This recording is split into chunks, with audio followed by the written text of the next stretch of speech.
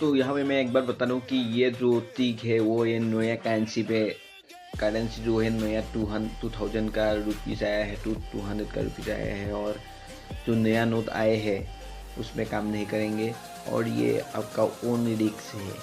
तो आप करना चाहते हैं तो कीजिए और नहीं करना चाहते तो नहीं कीजिए, क्योंकि कभी कभी ये जल भी सकता है।